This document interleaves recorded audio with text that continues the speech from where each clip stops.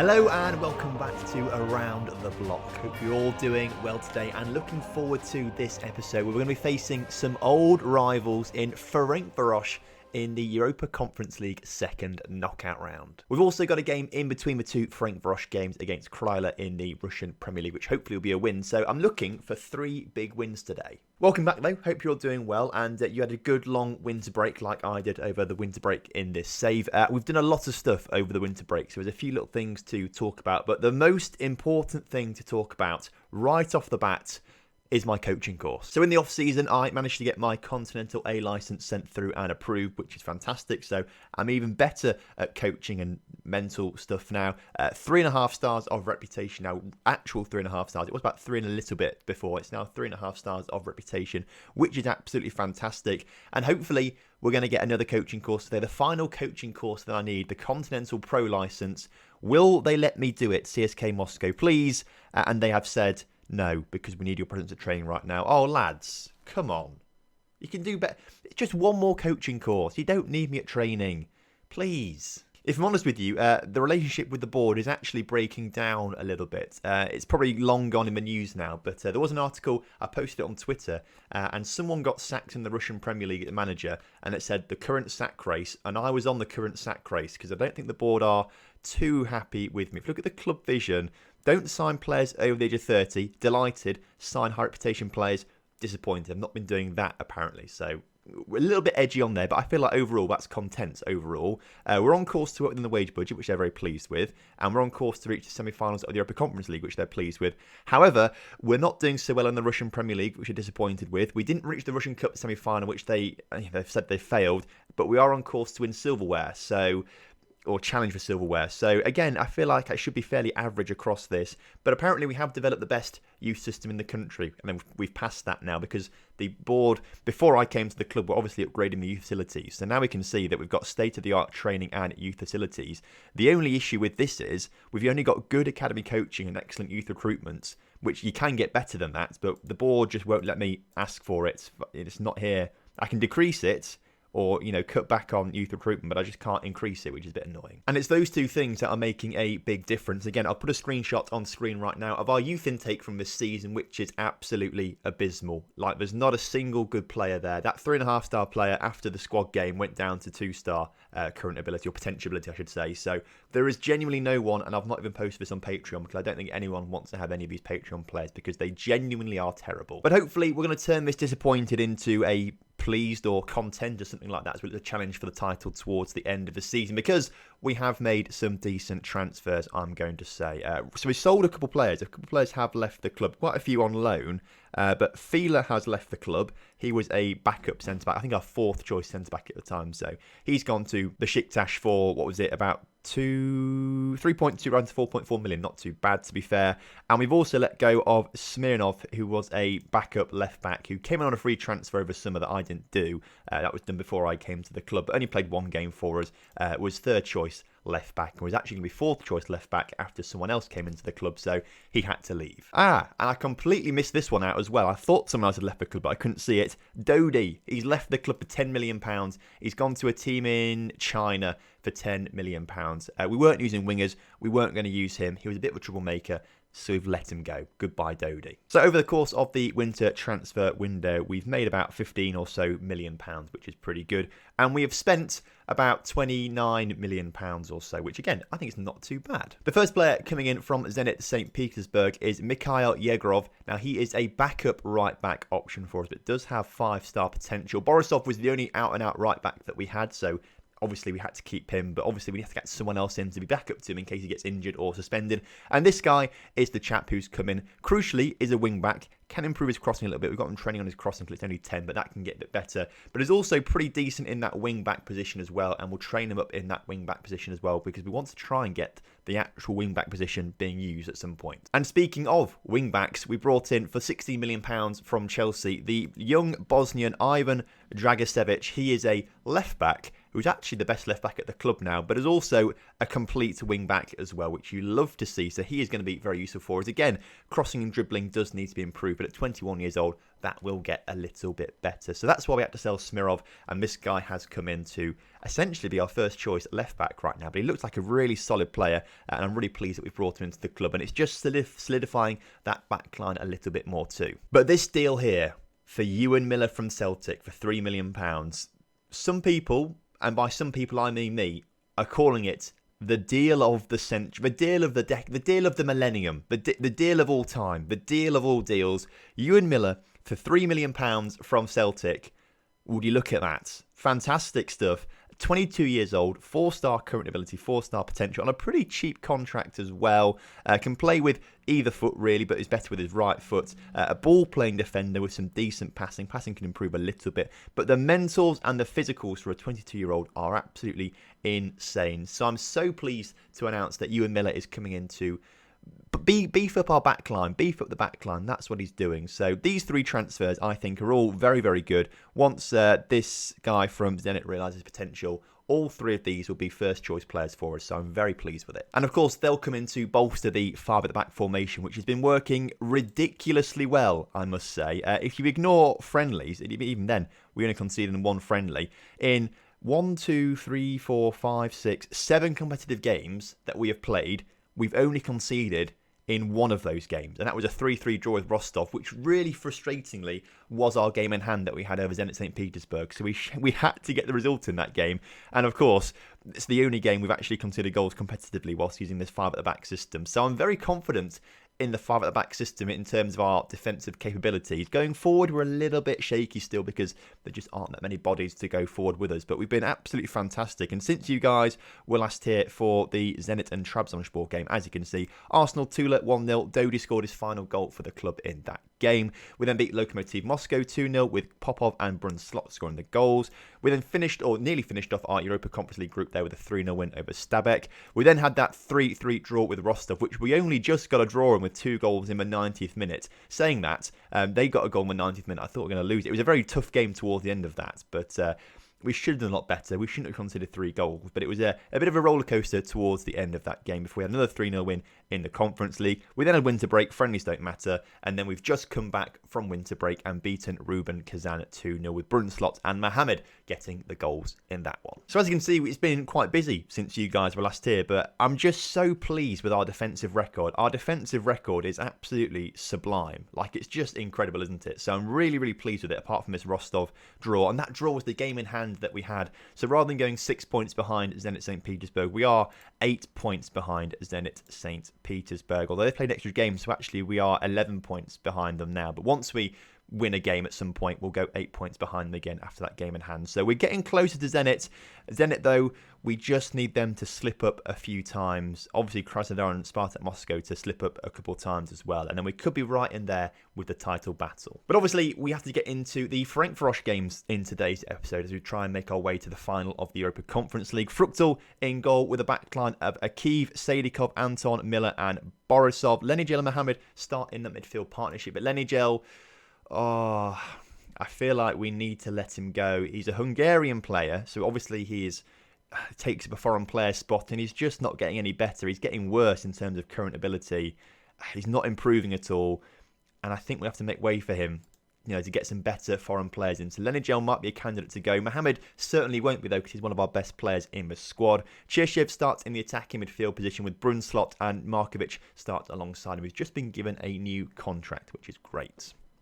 So then, kickoff is upon us here today. Ferencvaros, obviously, some big rivals from the past. We had a big rivalry with them when we were at Puskás Academy. But towards the end of that sort of stint with Puskás Academy, beating Ferencvaros was a bit of a routine job. So I feel like with this CSK Moscow side, it's just going to be a routine job to beat Ferencvaros. Now, we are struggling for shots so far. And actually, I think we need to go on to attacking and move our wing-backs to a bit more of an attacking stance. I think that might help us out a little bit against teams who are, quite a bit worse than us, I'd say. But as soon as I've done that, there is now a highlight, and it's looking like Ferencvaros are coming forward. Borisov gets in the way. Good tackle there, and Lenigel can bring it out from the back as Borisov makes his way down that right wing. What a great ball forward to Brunslot, but Brunslot puts it high, wide, and not at all handsome. Free kick, though, for Ferencvaros, put into the They've scored the goal.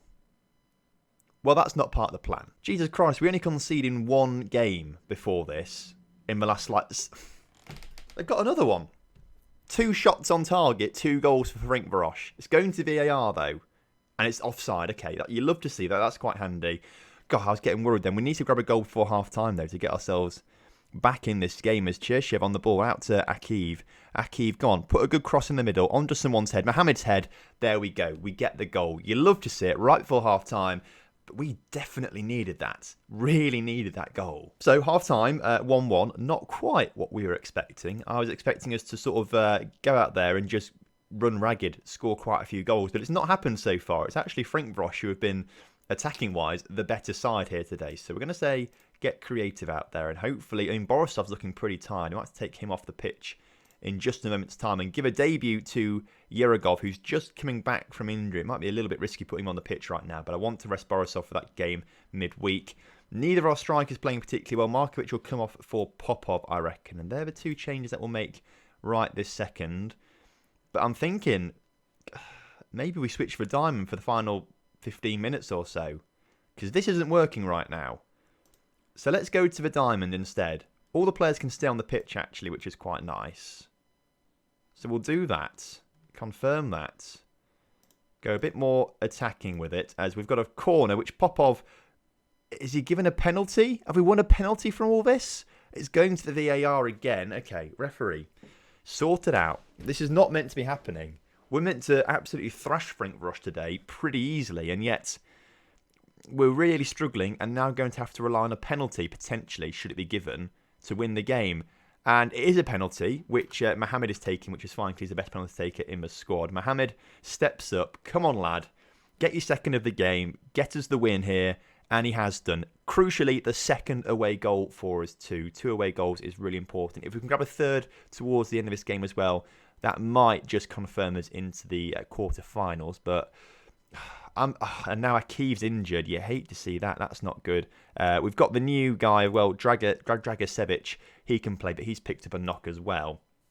Picked up a knock in the game against Rubin Kazan. Luckily, though, for us, Ferencvaros haven't come back. We've picked up the win, but it wasn't a convincing display, I must say. Was not a convincing display. I think potentially it's just a little bit of rustiness coming from the winter break. That's what's maybe caused some of this, as Akiv's out for 4 to 5 weeks with a twisted ankle. That's a pretty bad injury to get.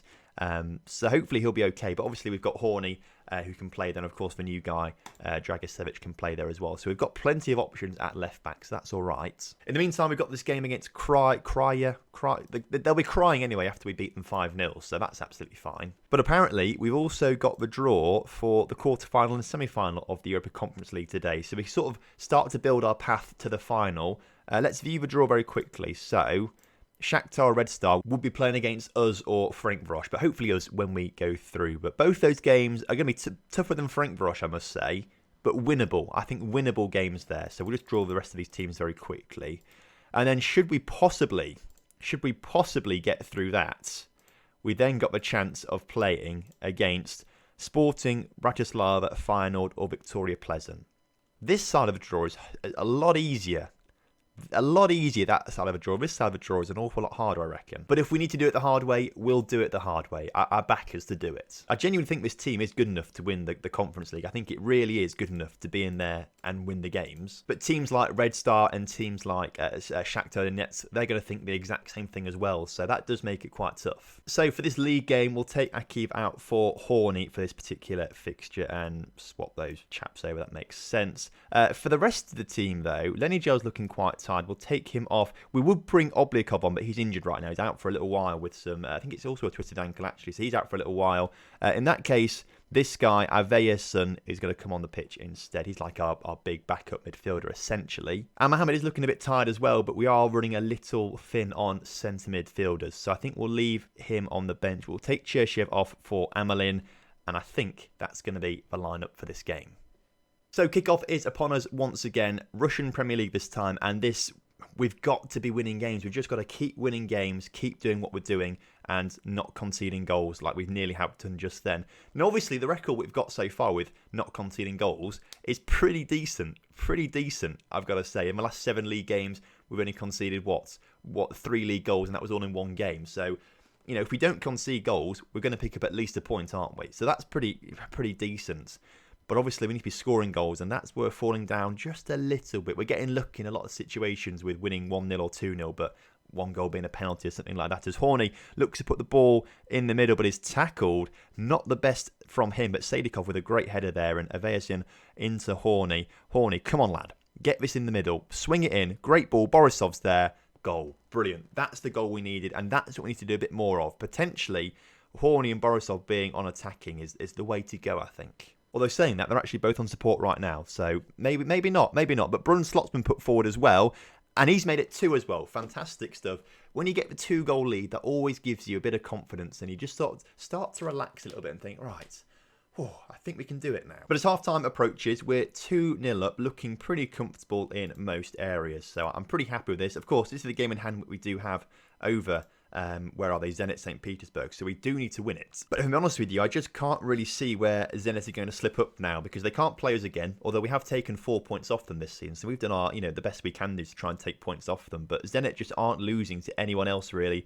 I don't know if they've got any more games against Spartak or Krasnodar or Dinamo Moscow who they could potentially slip up to, but it's not looking likely, if I'm honest with you. And I am genuinely worried that I will get sacked at the end of the season if we're not within 2 or 3 points of, or even, obviously they want us to win it, the board want us to win the Premier League, but if we're not within those, even if we come second, I feel like I might get the sack. We'll take Mohamed off and bring let's bring Cherchev on for him in the midfield, I think. Brunslot's looking a little tired, so we'll bring Popov on for him. And again, Borisov always looking tired. We'll bring on the injured chap to just sort of replace him a little bit, but that's obviously not good for his injury. I think if we win the Conference League, that'll play into our hands significantly if we end up finishing 4th, 3rd or 2nd in the table. But even then, the biggest priority for them is the league, and we're not really in a position to be winning it right now. Either way, we're still doing what we need to do, and that is win games. With a 2-0 win here over Kryla, you love to see it. Good stuff. Now let's go and beat Ferencvaros at home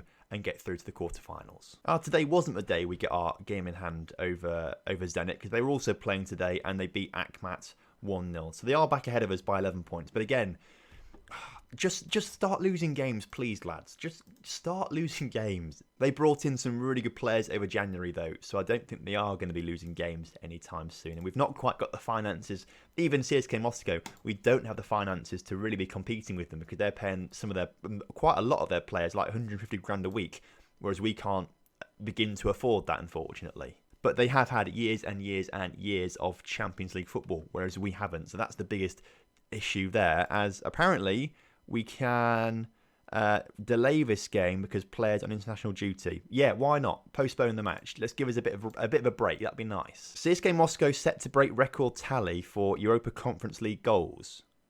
Apparently we've scored 41 goals in the Europa Conference League this season. The existing record is 43. I refuse to believe that. We've not scored 41 goals this season in the Conference League. Surely not. Let's get it up quickly. Filter it by Euro Cup 2. So there's 5, 10, 14, 16, 19, 22, 27, 28, 30. Oh, maybe we have done 31, 33, 36, 39, 41. Fairs. Jesus Christ, we scored loads of goals. Well, I think we're definitely going to be taking that record this season as long as we get past Ferencvaros today, and I think we should do that. Thing is, though, do we stick with this formation? Okay, it didn't work brilliantly, did it, against Ferencvaros last time? But I've got faith in the defence. That's the thing. I've got loads of faith in the defence when we play this formation. So I think what we'll do is we'll bring... How's Oblikov looking? He's out for another 12 days or so. We'll bring Lenny Gel back on for Avesian. And I think we'll obviously bring Cherchev back on for Amelin. But other than that, I don't want to make any more changes. So that is the lineup. I'm slightly nervous. I don't know why. I think we could lose it. So for the final time in today's episode, kickoff is upon us. We've got that home team advantage. We've got 2 away goals as well, which are pretty helpful. So if Ferencvaros want to, they can win the game 1-0 will go through. It'll be absolutely fine. But I think we should be looking to win the game outright, but quite convincingly. I think we should be doing that at home. As Lenigel into Cherchev, into Horny. Horny to put it across the area, back to Lenigel. Oh, come on, lads. Let's be a bit more decisive with the balls into the middle as Horny gets it back into Lenigel once again. Lenigel, can he shoot? He obviously shoots from those distances before and has scored goals as he's back on the ball on the edge of the area. Great ball to Borisov. Come on, let's get this worked in the middle. Horny's there. Goal. You love to see it. I mean, I say we should have done that earlier on, but if we did that earlier on, we might not have scored that goal. So actually, we can be pleased with the overall goal, but I'm not a fan of this just dithering and dallying around the area. Be a bit more decisive with it, lads. Which, to be fair, we are on tiki-taka, so that probably isn't what they're looking to do. They are looking to pass it around loads and work it and just pass it into the back of a net, essentially, aren't they? That's what tiki-taka is. But as a football fan, I like quick, decisive action football. Maybe that's just because I've had years of watching Lincoln City don't go in Route 1 with a lot of stuff, and that's just what I like to watch, because it's Lincoln City winning games like that. Either way, we're looking to come forward again through Borisov down this right-hand side. He's picked up a yellow card, which I think means he is going to be missing the first leg of the quarterfinal. He'll be a very big player to miss for that, as Horny brings it down the left-hand side now, into Cherchev, into Brunslot, around the defender, but not past the keeper in the end. But a good move from us again. This is much more like it. You know, this is what we missed in the first leg. The first leg, we were genuinely terrible, I think. We just didn't get into the game at all. This is a lot better this time around, as Lenigel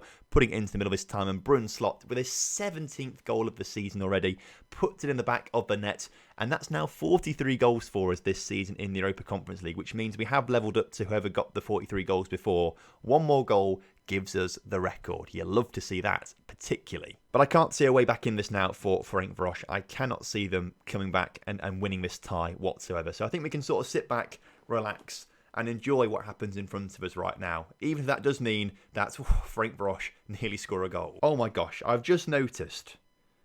Huzarik.